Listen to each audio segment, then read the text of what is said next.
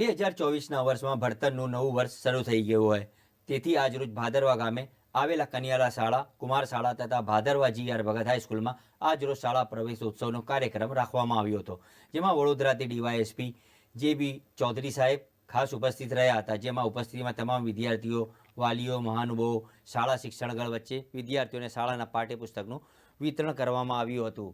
વિશેષમાં ગત વર્ષે પ્રથમ, દ્વિતીય અને તૃતીય આવનારી વિદ્યાર્થીઓને અહીં કાર્યક્રમમાં પધારેલા મહાનુભાવો દ્વારા સન્માનિત પણ કરવામાં આવ્યા હતા।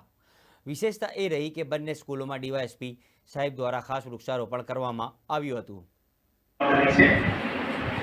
એટલી સરકાર કે શૈક્ષણિક સંસ્થા નહીં કરી શકે તમારા સહયોગો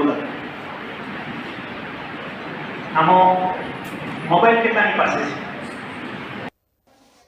આજરોજ કન્યા કેળવણી અને શાળા પ્રવેશોત્સવ અંતર્ગત ભાદરવા ગામ ખાતે આજે કન્યા છાત્રાલય, કન્યા શાળા અને કુમાર શાળા તથા GR ભગત જે હાઈસ્કૂલ ખરી એમાં કાર્યક્રમ અંતર્ગત આજે ભાગ લીધેલ।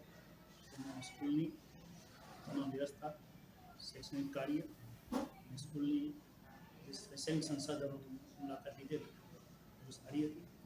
આ કાર્યક્રમ દરમિયાન ગામના અગ્રણીઓ, ગામના સરપંચશ્રી, શૈક્ષણિક સંસ્થાના મંત્રી અને શાળા સ્ટાફ અને બીજા વાલીઓ બી ઉપસ્થિત રહેલા।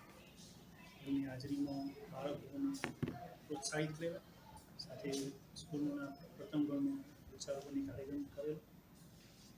પોલીસ અધિકારી તરીકે બાળકો સાથે સંવાદ કરતો એક વિશેષ લાગણી અનુભવાય, કારણ કે જનરલી બાળકોનામાં પોલીસનો ડર હોય છે, તો એમને સાચી રીતે સમજાવે કે પોલીસ એ પ્રજાનો મિત્ર છે, પોલીસથી ડરવાની જરૂર નથી। તમારી કોઈ પણ સમસ્યાઓ હોય પોલીસ સામે રજૂ કરો તો તમારે એનો નિકાલ આવશે। જય. આપનું નામ સર? હું JB ચૌધરી, DYSP બરોડાથી આવું છું।